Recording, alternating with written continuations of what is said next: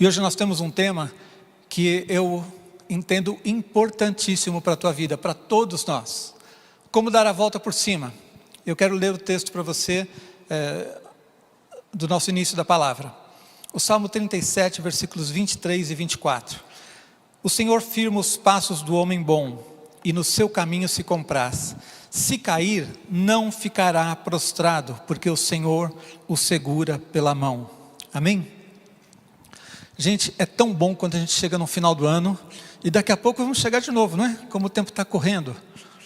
Daqui a pouco a gente vai chegar de novo naquela fase de fazer a reavaliação do que passou e as expectativas para o ano seguinte. E é tão bom quando a gente chega ao final de um ano e só tem vitórias para contabilizar. É tão bom quando a gente chega ao final do ano feliz, de ver que a gente viveu um ano abençoado, um ano que a gente teve vitórias, em que as coisas estão indo bem.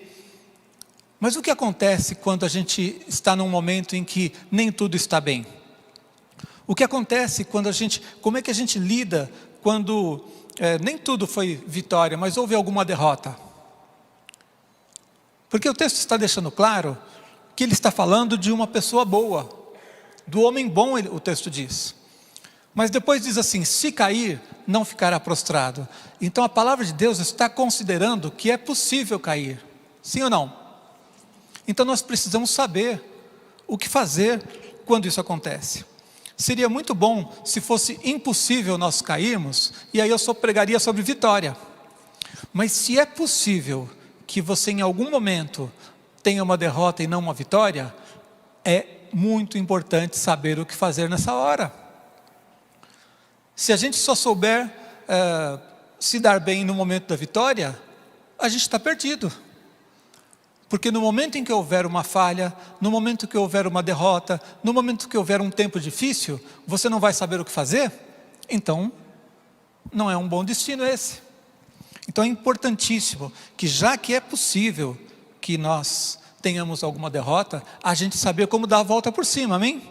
A gente saber como não ficar caído. 1 João 2,1 diz assim, essas coisas os escrevo para que não pequeis. Qual é a vontade de Deus? Não pequeis. Se todavia alguém pecar, temos advogado junto ao Pai, Jesus Cristo justo. Ou seja, precisamos saber como dar a volta por cima, se o pecado acontece. Precisamos saber como lidar com as dificuldades da vida, precisamos saber como lidar com os momentos difíceis, precisamos saber lidar com as frustrações, precisamos saber lidar com as nossas próprias fraquezas, com as nossas imperfeições, com os nossos pecados.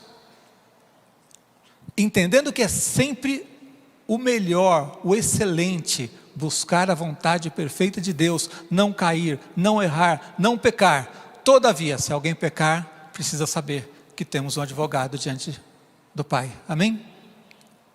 Então, há algumas pessoas que caminham muito bem, até certo ponto. Há algumas pessoas que caminham muito bem, enquanto estão tendo vitórias. Mas quando caem, não se levantam. Isso é uma tragédia, porque não é uma hipótese remota você passar por algum momento difícil. É algo que acontece na vida de todo ser humano. Então a pessoa que anda bem no momento que as coisas estão bem, mas não sabe como virar o jogo, não sabe como dar a volta por cima, não sabe como lidar com as fraquezas, com os erros, ela vai ter um destino ruim. A gente vê isso muito na vida natural, a gente vê isso nos esportes, a gente vê isso na política. Pessoas que foram bem, em algum momento tiveram um tropeço e não conseguiram se levantar. Ao passo que existem outros exemplos muito motivadores para a gente, de gente que ao cair, lutou, batalhou, as pessoas não acreditavam mais nele, mas ele foi lá e deu a volta.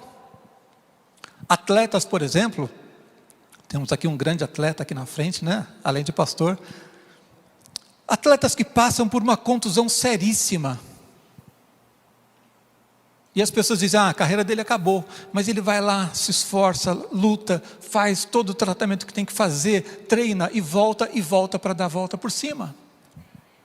Pessoas que na vida pública tiveram um momento difícil, um momento ruim, uma derrota, mas batalharam e no final deram a volta por cima. Então, nós precisamos aprender com a palavra de Deus muito mais do que com esses exemplos, a dar a volta por cima. O diabo, se ele não pode mudar o seu destino eterno, porque ele está selado pelo sangue de Jesus, ele vai pelo menos tentar fazer você ter uma vida medíocre e miserável. Ele vai tentar fazer você não cumprir o propósito que Deus tem para a sua vida.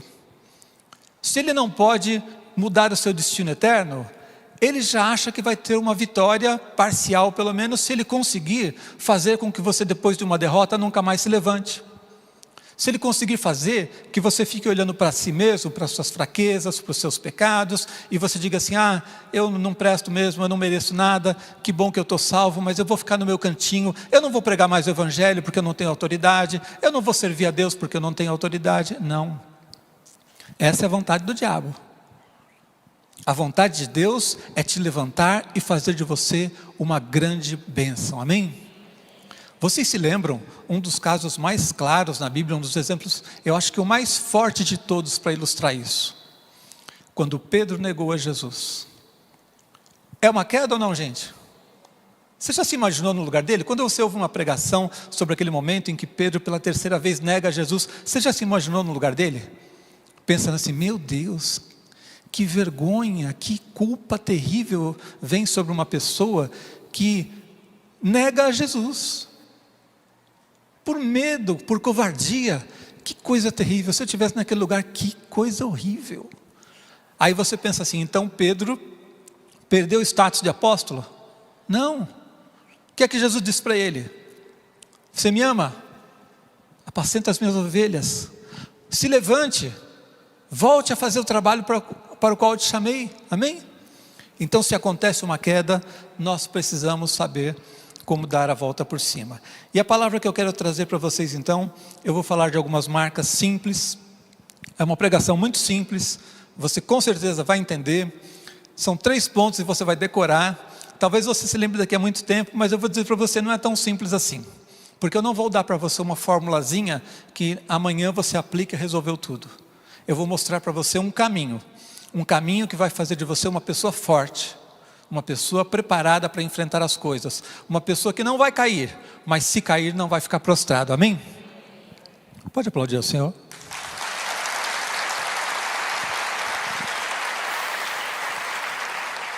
A primeira marca que você precisa cultivar na sua vida, para que se você cair não fique prostrado, para que você possa dar a volta por cima, é a humildade. Reconhecer o erro e todas as suas implicações. Você precisa ter humildade para reconhecer as suas quedas, reconhecer as suas fraquezas, reconhecer todas as implicações dos seus erros. Provérbios 28:13 diz, o que encobre as suas transgressões jamais prosperará, mas o que as confessa e deixa alcançará a misericórdia. Então encobrir, esconder, negar, não encarar as suas fraquezas, não encarar o seu pecado, não encarar os momentos ruins, é algo que não vai trazer prosperidade para você. A promessa de prosperidade é para aquele que confessa e deixa, para aquele que enfrenta o problema, reconhece que precisa da bênção de Deus. Então ninguém pode se levantar se primeiro não reconhecer que está caído. Você não vai ao médico se não reconhecer que existe uma doença. E quantas pessoas agem assim, não é? Você não vai ser tratado se você não reconhecer que precisa de tratamento. Então nós precisamos ser humildes diante de Deus. E nós, especialmente nós como cristãos, temos alguns inimigos que a gente precisa enfrentar para ter humildade. Existem alguns pensamentos, algumas tendências que às vezes a gente percebe no meio do povo de Deus e que atrapalham da gente cultivar essa humildade. Uma delas é o triunfalismo. A gente aprende, a gente canta cânticos de vitória, a gente canta cânticos de bênção, a gente declara palavras de vitória e tudo isso é bom. Mas eu não posso ter uma visão triunfalista que negue a possibilidade do pecado. Porque se eu tiver uma visão triunfalista que nega a possibilidade do pecado, quando eu estiver errado, eu não vou reconhecer. Quando eu estiver precisando da graça de Deus, eu não vou reconhecer, ou então vou reconhecer, mas vou me sentir destruído. A pessoa que se iludiu com uma visão triunfalista de que tudo ia ser bom, tudo ia ser fácil, na hora que vem um problema, muitas vezes ele se afasta de Deus, se afasta da igreja. Ele não esperava aquilo, ele cultivou uma visão tão triunfalista, tão ilusória, de que tudo seria fácil sempre, que você, porque a bênção de Deus está sobre você, quer dizer que você nunca vai ter problemas. Agora eu sou forte, agora estou preparado. E aí quando acontece um problema, ele não sabe como lidar com isso. Ele não se preparou para lidar com isso. Ele imaginou uma vida em que não existem problemas. Um cenário totalmente irreal.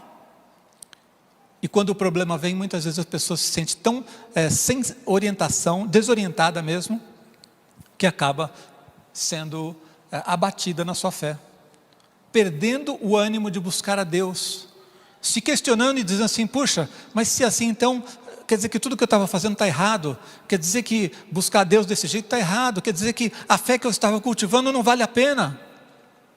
Então não tenha uma visão triunfalista, tenha uma visão de vitória, da bênção de Deus, amém? Mas saiba que nós estamos num mundo onde estamos em luta, e nós não estamos totalmente preparados, nós não somos perfeitos ainda. Vamos receber de Deus perfeição no futuro. No arrebatamento, nós vamos ter então corpos glorificados. Aí não tem mais essa luta da carne contra o espírito. Aí vai ser só bênção. Mas nós estamos num processo. E nesse processo em que ainda não chegamos na perfeição, precisamos ter uma visão verdadeira, realista, não é? Então, essa visão que nega a possibilidade do pecado, nega a possibilidade da queda, ela dificulta a restauração. Steve Jobs, famoso criador da Apple, eu li algumas matérias que contam que quando ele teve um câncer, ele faleceu em virtude desse câncer, ele teve uma atitude de negação. Ele era tão autoconfiante, era uma pessoa tão focada naquilo que ele queria criar, e foi isso que fez ele ser tão grande como empresário, como criador, fez a empresa ser tão grande. Eu estou usando aqui hoje um aparelho criado por ele. Mas ele ficou tão acostumado com a vitória, que ele não aceitou a ideia de que uma doença pudesse abatê-lo. E durante algum tempo, ele se negou a tratar daquela enfermidade tão séria.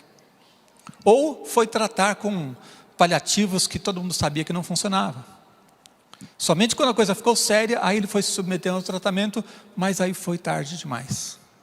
Então uma visão triunfalista de que você não vai ter problemas, de que você vai enfrentar tudo e que nega a realidade, pode ser um problema. Humildade faz com que a gente vença isso. Outro erro que atrapalha da gente ter uma visão de humildade, combate a nossa humildade, é a relativização. O que é relativização? É quando eu mudo o nome do pecado. Talvez até por ter uma visão triunfalista, talvez por querer ter uma imagem bonita perante os outros, porque eu sou um homem de Deus, porque eu não posso errar, porque eu sou perfeito, porque eu sou um homem de fé. Aí quando o erro acontece, a pessoa relativiza. Não é bem assim. E você muda o nome do pecado para que não fique tão complicado as coisas. Isso também demonstra falta de humildade. Há algum tempo, por exemplo, surgiu um pastor maluco não, né? Fica feio falar assim, um pastor com uma certa carência de juízo, pregando que o crente não peca mais. Você nasceu de novo, você nunca mais vai pecar. E a igreja gostou disso, ele era um pregador muito bom no sentido da eloquência, de convencimento, não é? E a igreja entrou nessa. Nasceu de novo, você nunca mais vai pecar. O que vocês acham que aconteceu, gente? O tempo começou a passar e a realidade batendo a porta. Um dia um percebeu, peraí, mas eu pequei. Mas era um irmãozinho lá que não tinha muita experiência, então ele pecou. Vai ver que ele não nasceu de novo ainda, ele precisa nascer de novo. Mas um dia os líderes começaram a perceber que eles pecavam. Sabe o que eles fizeram? Eles diziam assim, não, isso não foi um pecado, foi um erro. É isso que eu estou falando. relativização. Até que chegou um ponto que não deu mais jeito e eles abandonaram esse caminho, voltaram atrás e reconheceram, porque não tem como impor uma ideia dessas que não condiz com a realidade, né? Mas num primeiro momento eles tentaram relativizar e dizer, não é pecado, foi um erro. Outro erro que nós cometemos, que combate a humildade, é a autojustificação. Autojustificação. Quando você diz assim, eu errei, mas... Gente, eu aprendi muito cedo nessa igreja, com a apóstola Martini, a nunca dizer mas. Quando a igreja era pequenininha, e ele tratava tudo pessoalmente ali, e qualquer problema a gente ia para a salinha. Teve uma briga ali, vai para a salinha. E na salinha era assim, você tem que reconhecer o que a Bíblia diz, a Bíblia está certa, você está errado.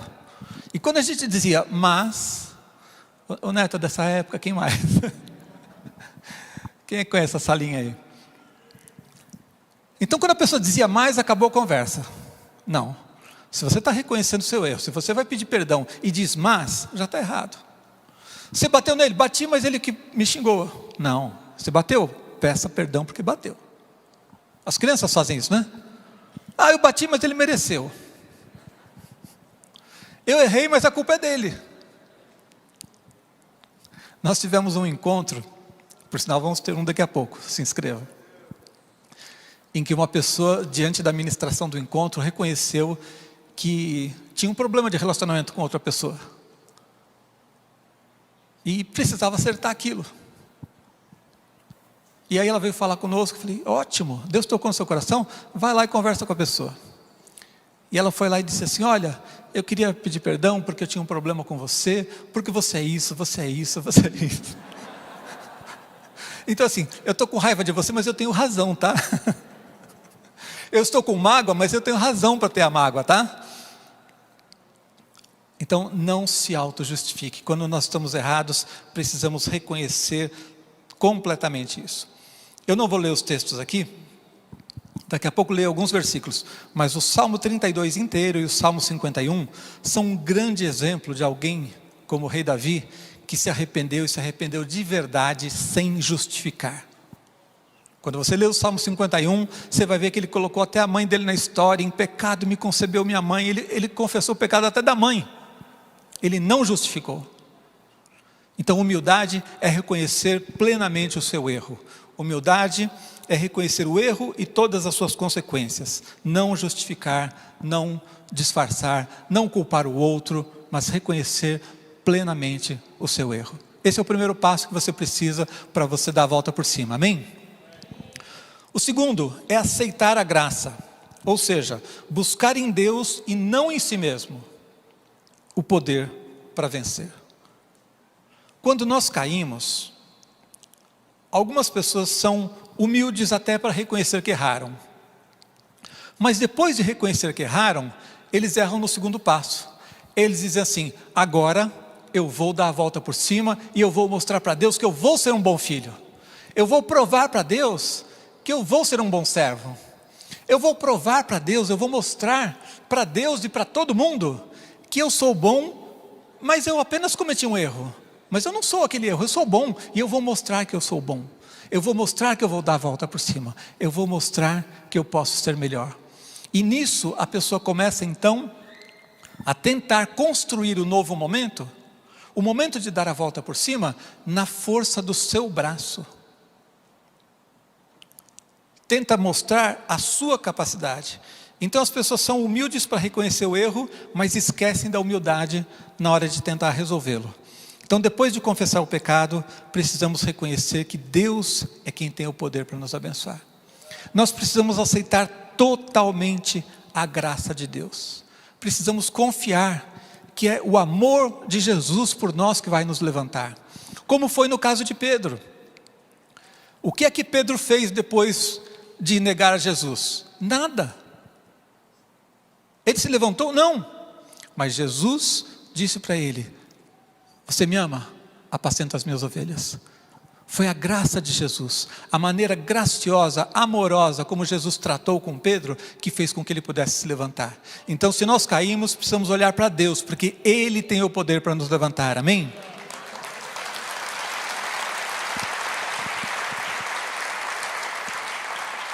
Eu citei Davi, o Salmo 32, o 51, eu quero ler apenas alguns versículos desses salmos para você. No Salmo 32, versículos 6 e 7, diz assim: sendo assim, todo homem piedoso te fará súplicas. Não é no meu poder, eu vou buscar a Deus. Todo homem piedoso te fará súplicas em tempo de poder encontrar-te. Com efeito, quando transbordarem as muitas águas, não o atingirão. Salmo 32, versículo 6. E no 7 diz assim: tu és o meu esconderijo. Tu és o meu esconderijo. Tu me preservas da tribulação e me cercas de alegres cantos de livramento. Dependência de Deus. No Salmo 51, versículo 7, ele diz assim: purifica-me com esopo e ficarei limpo. Lava-me e ficarei mais alvo do que a neve. Se o Senhor me perdoar, se o Senhor me lavar, se o Senhor transformar o meu interior, aí sim eu vou ter vitória. Então eu preciso ter humildade quando erro, mas dependência da graça quando tento me levantar. Eu não tenho que provar nada para as pessoas. Eu não tenho que provar que o erro foi circunstancial, que eu sou melhor do que eles estão pensando, do que eles estão falando. Eu não tenho que provar para as pessoas. E eu não tenho que, muito menos que tentar provar para Deus, porque para Deus eu vou provar o quê? Ele sabe de tudo. Eu vou convencê-lo do quê? Eu é que preciso ser convencido por Ele. Eu é que preciso saber o que é a verdade, porque Ele é a verdade. E Ele tem a verdade sobre mim. E Ele pode mudar a verdade sobre mim. Ele pode mudar o meu estado. Então nós precisamos sempre depender da graça para que a gente possa se levantar. Há um texto de Jeremias 17:5, que eu já citei algumas vezes, que muitas vezes é mal interpretado. Diz assim: assim diz o Senhor, maldito o homem que confia no homem, faz da carne mortal o seu braço e aparta o seu coração do Senhor. Maldito o homem que confia no homem. Tem gente que interpreta errado esse texto, que diz assim: não confio nem na minha mulher, porque maldito o homem que confia no homem. A mulher diz: maldito o homem que confia no homem. Não confio nem no meu marido, não confio nos meus filhos, não confio no meu pai, não confio no pastor. A Bíblia diz que não é para a gente confiar em ninguém. Não é isso, gente. Você pode confiar nas pessoas, claro. O que a Bíblia está dizendo: não confie em si mesmo. Quando esse texto diz maldito o homem que confia no homem, está dizendo maldito o homem que confia no seu próprio poder, no seu mérito, na sua qualidade, e não confia no Senhor. Ele está fazendo na força do seu braço e não dependendo do Senhor. É esse que é maldito. E aí, quantos de nós temos agido assim? Especialmente quando a gente cai e a gente quer se levantar e quer depender da nossa própria força para mostrar que foi a nossa força que nos levantou. Então aceite a graça, aceite o amor de Deus. Se você caiu, você pode se levantar. Sabe por quê? Porque você merece? Não. Porque você é bom? Não. Porque Deus te ama? Sim. Amém?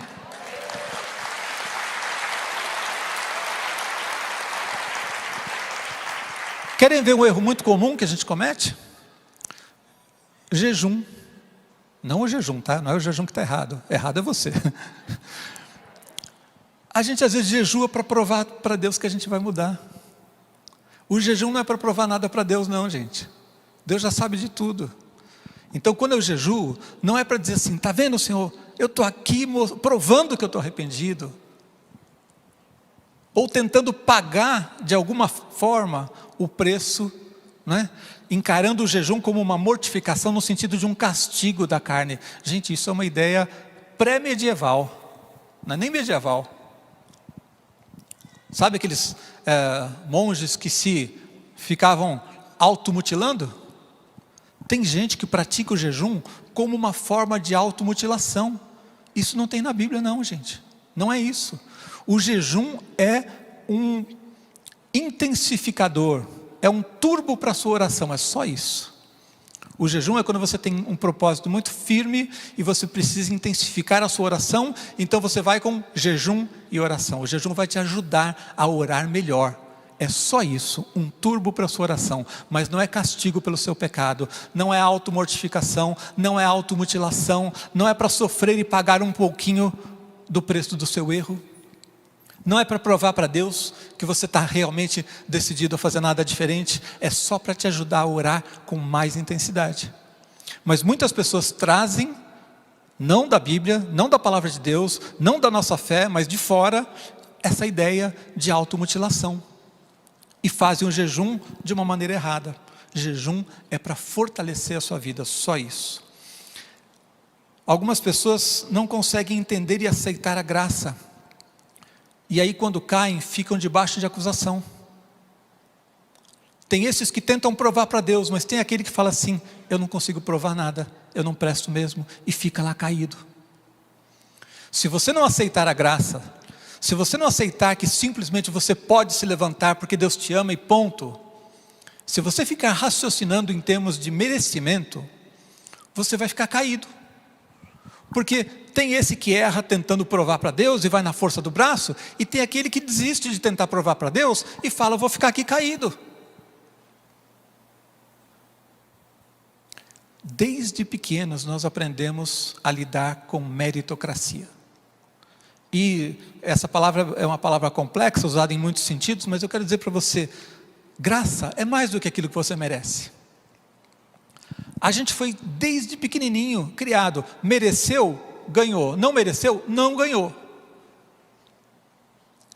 Mereceu, ganhou. Estudou, foi um bom aluno? Ok, vai ganhar o presente. Não estudou, não foi um bom aluno? Não vai ganhar. E desde pequenos a gente é treinado nisso. Eu brincava com minhas filhas desde pequenininhas, quando elas pediam algo, eu falava: você merece?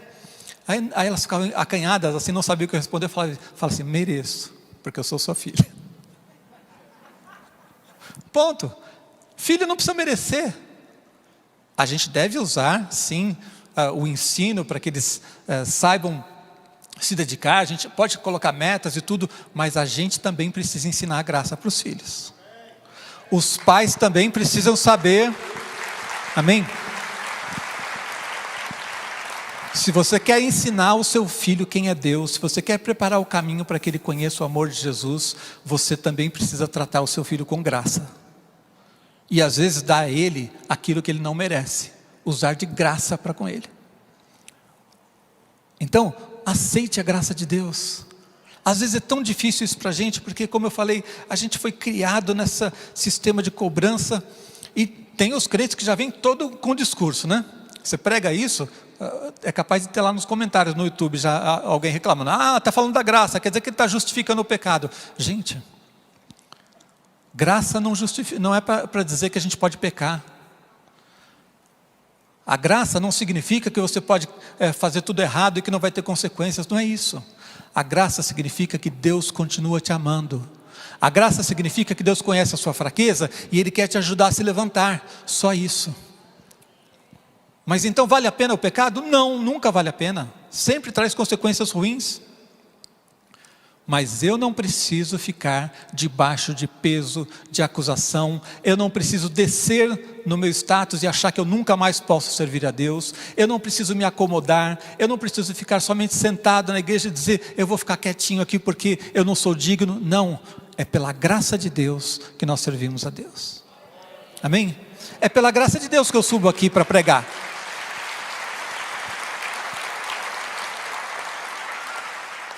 Nós ensinamos que a gente deve pregar o que vive, viver o que prega, não é? É um bom princípio, mas nenhum de nós consegue fazer isso perfeitamente. Não tem um pastor que pregue, que viva tudo o que prega, porque somos falhos também. E por que eu estou aqui pregando? Pela graça. Amém? Então creia na graça. Deus te ama e Ele continua te amando quando você caiu. Ele continua te amando quando você errou. Ele continua te amando quando você pecou. Ele continuou amando Pedro quando negou a Jesus. Então aceite a graça de Deus, senão você não vai conseguir se levantar. Eu contei aqui há algum tempo uma história também, que ilustrou muito bem para mim isso, de uma pessoa que não conseguia aceitar a graça. Conheci um casal que passou por uma situação muito triste, muito difícil. Eles fizeram um aborto e não conseguiam se perdoar por isso de jeito nenhum. E a pessoa me disse assim: pastor, se eu não fosse cristã, tivesse feito isso e me convertesse, tá bom, eu aceito que Deus me perdoe. Mas eu já era cristã. Se nós não fôssemos casados e, sei lá, jovens solteiros numa situação difícil, fizesse isso num desespero, eu aceitava que Deus me perdoasse. Mas nós éramos casados e eu fiz isso. Então, eu não aceito que Deus possa me perdoar. Aí eu usei uma estratégia que eu acho que foi astuta, pelo menos funcionou com ela na hora. O problema dela era a culpa. Então eu usei a culpa. E disse para ela assim: agora você está cometendo um pecado ainda pior. E ela regalou os olhos. Um pecado ainda pior do que esse que eu cometi? Sim. Você está dizendo que o sangue de Jesus não é bom o suficiente para perdoar esse pecado. Você está dizendo que o sangue de Jesus não é puro o suficiente para te purificar. Se você insistir em não aceitar o perdão, você não está ofendendo a si mesmo, você está ofendendo o sangue de Jesus. E está rejeitando a graça de Deus. Você quer dizer que o sangue de Jesus não é bom o suficiente para o seu pecado? Ela falou: não, pastor, de jeito nenhum eu diria isso. Então para com essa bobagem. Amém? A graça de Jesus...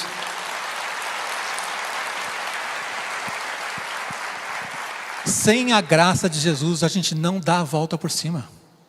Ou você vai ficar tentando, se enganando, tentando na sua força, tentando mostrar que você é bom, ou você vai ficar caído.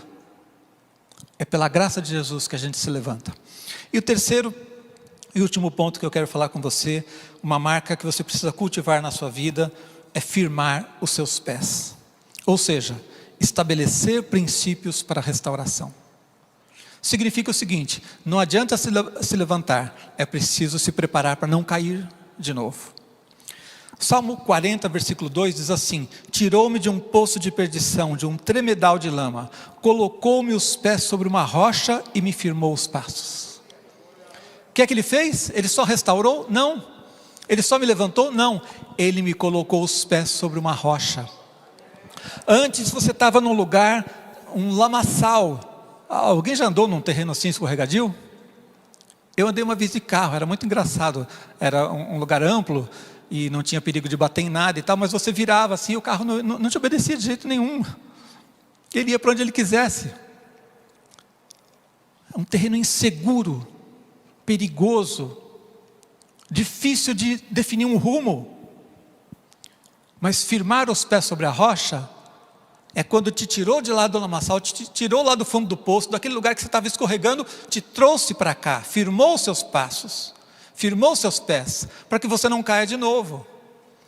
Porque ainda que Deus nos dê graça e queira sempre nos restaurar, Ele não quer que você caia de novo, porque toda queda significa um atraso. Toda queda tem um custo. A gente precisa dar a volta por cima, sim, mas quanto menos vezes cair, melhor, amém? Então, esse é um passo que muita gente não dá. A pessoa caiu, se levanta, mas não muda, não reavalia o que estava acontecendo para firmar os passos e tirar a possibilidade da queda da frente. Então Deus nos coloca num lugar seguro, colocou os pés sobre a rocha. A vida longe da vontade de Deus é perigosa e insegura. Se você caiu, é porque provavelmente de alguma maneira você se afastou da vontade de Deus. A vida fora da vontade de Deus é insegura e é perigosa. É escorregadio. Sabe, não dá para brincar com o pecado, com a possibilidade da queda. Porque você não sabe até onde você vai cair. Você não consegue controlar a vida fora da vontade de Deus. Então, é melhor estar forte, é melhor estar firme, é melhor estar com os pés sobre a rocha, porque ali você vai estar seguro. Deus edifica a nossa vida para concretizar esse processo, para que os nossos pés firmes não resvalem novamente. Então, não adianta só fazer libertação, cura interior. Esse é um passo que te tira do fundo, te tira da situação de queda em que você estava. Não adianta fazer só um encontro, é preciso continuar, é preciso dar outros passos, é preciso seguir adiante. Sabe, eu quero até aproveitar para fazer a propaganda daquilo que a igreja faz. Você aqui tem uma igreja comprometida com o seu fortalecimento. Você tem uma igreja comprometida com o seu crescimento. Nós temos o encontro que vai acontecer daqui a algumas semanas. Se você não fez, faça. Se inscreva. É um passo para fortalecimento da sua fé. E depois, dê os próximos passos, faça os cursos do Pódium, cresça, comece a servir a Deus, comece a trabalhar para Deus, comece a buscar cada vez mais. Nós estamos comprometidos em te ajudar, mas você precisa buscar, você precisa firmar os passos. Tem muita gente que busca a libertação, o sair do problema imediato, mas não pensa a longo prazo. Então o cara passou por um problema grave, amém, vou fazer uma campanha de 7 semanas. E depois? Acabou? Não vai continuar edificando a vida, não vai continuar buscando a Deus, não vai investir em ler a Bíblia, não vai investir em oração, não vai investir no seu treinamento. Parou por aí porque já resolveu o problema? Ah, eu estou com um problema financeiro, faço uma campanha para resolver o problema financeiro. Vou orar por 7 semanas, e depois? Para. Ou então, a campanha de 7 semanas ainda tem pelo menos uma bênção, né? São 7 semanas, dá algum tempo de investimento, mas tem gente que nem isso faz. Vai lá atrás do irmãozinho de oração, fala, irmão, ora por mim. De preferência alguém que me profetize alguma coisa boa. E aí resolveu o problema? Para de buscar de novo. Para o processo de crescimento e de firmar os passos. Deus não quer só resolver o seu problema, Ele quer fortalecer a sua vida. Ele tem plano, Ele tem projeto, é um caminho, como eu falei para você. É fácil guardar esses 3 pontos, mas não é uma fórmula que você aplica uma vez na vida, na segunda-feira e acabou. É algo que você precisa cultivar como um caminho. Você precisa estar num caminho de crescimento. Quem está num caminho de crescimento, dificilmente cai. E se cair, ele está tão acostumado com o crescimento que ele já retoma imediatamente. Se você optar por um caminho preguiçoso, de não buscar a Deus, de não firmar os passos, se você gostar de brincar na lama, vai cair muitas vezes. Se você gostar de brincar na lama, vai cair muitas vezes. Então Deus quer firmar os nossos passos. Salmo 32, versículos 8 e 9, diz assim, instruir-te-ei e te ensinarei o caminho que deves seguir. Deus vai instruir você e vai ensinar. E sob as minhas vistas te darei conselho. Você tem que estar perto de Deus para Ele te dar conselho. Sob as minhas vistas te darei conselho. Não sejais, olha, agora eu queria pedir perdão para vocês, eu não estou falando nada, tá? Eu estou lendo a Bíblia, não se ofenda comigo. Não sejais como o cavalo ou a mula, sem entendimento, os quais com freios e cabrestos são dominados, de outra sorte não te obedecem. Deus diz assim, não seja teimoso, não seja burro. Foi isso mesmo, ele usou a figura do cavalo e da mula que teimoso não obedece. Cai e continua lá, não quer aprender a não cair mais. Então se você quer dar a volta por cima, não é só resolver o problema, não é só sair do buraco, é firmar os passos, é deixar Deus mudar os princípios que estão na sua vida, é deixar Deus mudar a sua conduta, é investir no crescimento, na busca, para que algo dentro de você seja mudado. Se você caiu, é porque existe uma fraqueza, essa fraqueza precisa ser tratada. Toda queda exige um processo de reavaliação. Seja ela pequena ou grande, eu preciso diante de qualquer queda, olhar para dentro de mim e dizer como é que eu faço para não cair de novo. Se eu não fizer isso, eu vou estar num caminho escorregadio e não nesse caminho em que os pés estão firmados na rocha. O ladrão entrou na sua casa, você conseguiu expulsar o ladrão, ótimo, mas você não vai consertar a fechadura? Vai deixar aberta? Não, já expulsei o ladrão, mas se a fechadura continuar frágil, algum dia outro volta.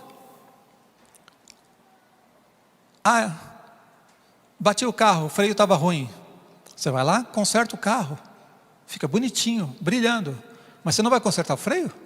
Vai deixar ele ruim ainda?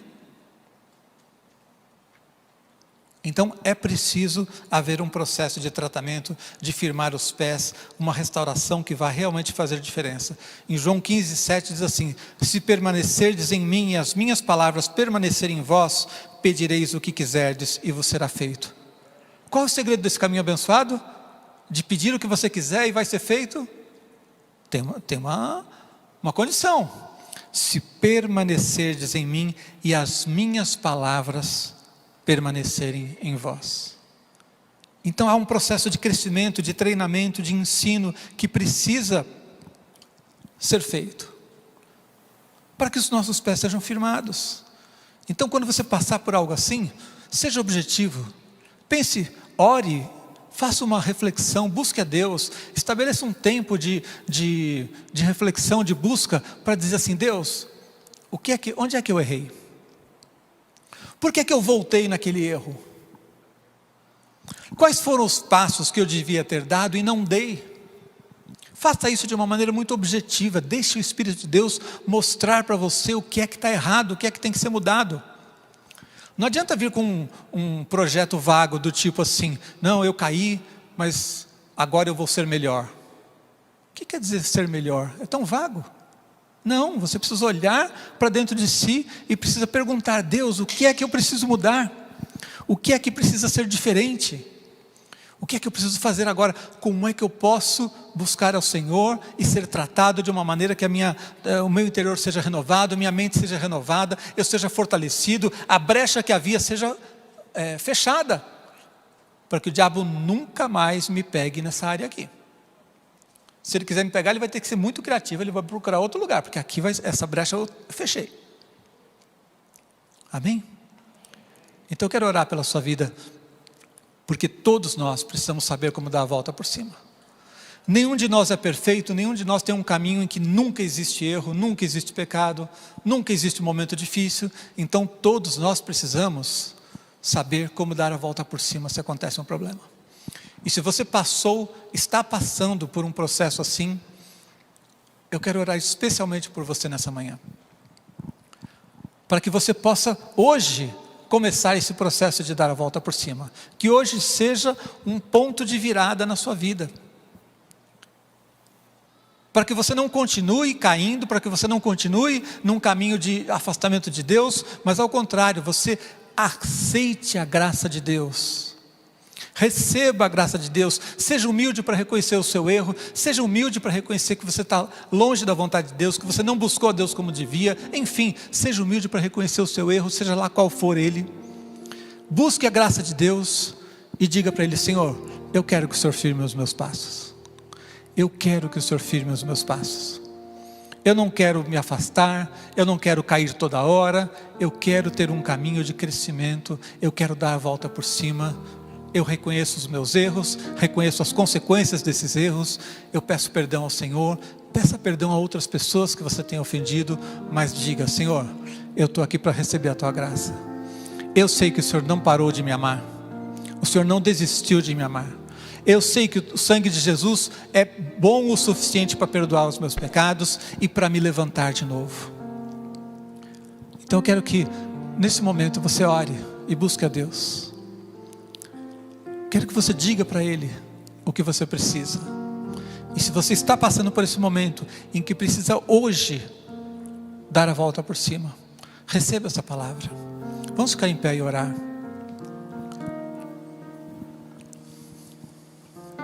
Senhor, no nome de Jesus, eu quero declarar a Tua bênção, porque a Tua bênção está declarada na Tua palavra, e eu quero apenas repeti-la: que aquele que busca vai encontrar, aquele que bate, a porta vai se abrir. E todos os meus irmãos que estão aqui nessa manhã e que hoje precisam dar a volta por cima, precisam sair de uma situação de queda, precisam superar uma queda que talvez já tenha acontecido há muito tempo, mas que não foi superada até hoje. O Teu poder está sobre essas vidas, o poder do Teu Espírito. Nós falamos hoje na hora da ceia, o Senhor ressuscitou, nós fomos ressuscitados contigo. O Teu Espírito veio habitar em nós, e é Ele que nos capacita, nos fortalece. O Senhor está à direita do Pai, intercedendo por nós. Nós temos tudo o que precisamos para vencer. Por isso eu quero declarar a Tua vitória sobre cada vida, Pai. Continue orando. Eu quero fazer um convite a você. Se você que está aqui presente, ou você que estiver assistindo esse vídeo, ainda não fez uma oração de confissão, uma oração de entrega a Jesus, hoje você precisa fazer isso. Porque tudo que a gente falou aqui só está disponível para quem crê, só está disponível para quem já está em aliança com Jesus. Se você tentar dar a volta por cima, se você tentar mudar a sua vida sem primeiro estar em aliança com Jesus, você não vai conseguir. E a Bíblia nos diz que nós precisamos fazer uma oração, precisamos confessar Jesus como Senhor das nossas vidas. Eu preciso convidar Jesus para entrar na minha vida. Se eu não convidar Jesus para entrar na minha vida, aquele sacrifício que Ele fez lá na cruz vai valer para outros, mas não para mim. Eu preciso pedir perdão dos meus pecados a Deus. Eu preciso reconhecê-los e pedir que Jesus mude a minha vida. Então, se você não fez uma oração de confissão ainda assim e quer fazer hoje, eu quero fazer essa oração junto com você. Eu quero que você levante a mão para que a gente ore juntos. Se você quer fazer uma oração confessando Jesus como teu Senhor, se você nunca tinha entregado a tua vida a Jesus e quer hoje entregar a tua vida a Jesus, levante a sua mão que aí eu quero orar por você. Alguém que está hoje fazendo essa entrega? Eu estou vendo uma mão lá atrás. Alguém mais? Alguém aqui? Glória a Deus. Glória a Deus pelas suas vidas. Se você quer Jesus na tua vida, levante a sua mão. Não é o levantar a mão que vai te salvar, mas é um gesto em que você está dizendo, abrindo o teu coração e dizendo: Jesus, entra na minha vida. E essa oração sim vai fazer toda a diferença. Vai fazer com que o sangue de Jesus seja colocado sobre a tua vida, você seja salvo, e Jesus vai entrar para fazer uma nova vida. Há mais alguém que quer entregar sua vida a Jesus? Levante bem alto para que eu veja e possa orar para você. Estou vendo uma vida ali, mais algumas pessoas aqui. Ore junto comigo e diga assim: Senhor Jesus, eu te peço que o Senhor entre no meu coração. Eu hoje confesso os meus pecados. Confesso que preciso de Ti, preciso da Tua graça. Eu te peço para entrar no meu coração, mudar a minha vida, de uma vez por todas, para que de hoje em diante eu seja sempre um servo, um discípulo, e eu ande na Tua presença. Muito obrigado pelo Teu amor. Muito obrigado por morrer na cruz por mim. Muito obrigado pelo sangue de Jesus que me purifica dos meus pecados. No nome de Jesus. Amém. Glória a Deus. Glória a Deus. Se você fez essa oração, você que está em casa, vendo pela internet, tem um QR Code. Coloque o seu celular aí para que você tenha acesso a um cadastro para a gente conhecer você e orar pela tua vida. Amém? Quero declarar que nós vamos andar contigo, Jesus. Nosso propósito é não cair, nosso propósito é não pecar, nosso propósito é um caminho somente de crescimento. Mas se houver uma queda, se houver um tropeço, nós vamos nos levantar por causa da Tua graça, por causa do Teu amor, buscando no Senhor a força e o poder para continuarmos, Deus. Muito obrigado pelo sangue de Jesus. Muito obrigado que é somente porque Jesus ressuscitou que a gente pode ter essa ousadia de saber que a gente pode dar a volta por cima, porque o Senhor continua nos amando, o Senhor continua presente e o Senhor tem poder. O Senhor venceu a morte, o Senhor também nos trouxe ressurreição quando o nosso espírito foi regenerado. Muito obrigado por todas as bênçãos que temos, todas as ferramentas que nos fortalecem, todos os instrumentos que nos fortalecem. Obrigado pela Tua palavra, obrigado pela oração, obrigado pela comunhão, pelo louvor, pela adoração, porque em todas essas coisas somos fortalecidos para andar na Tua presença, no nome de Jesus. Amém.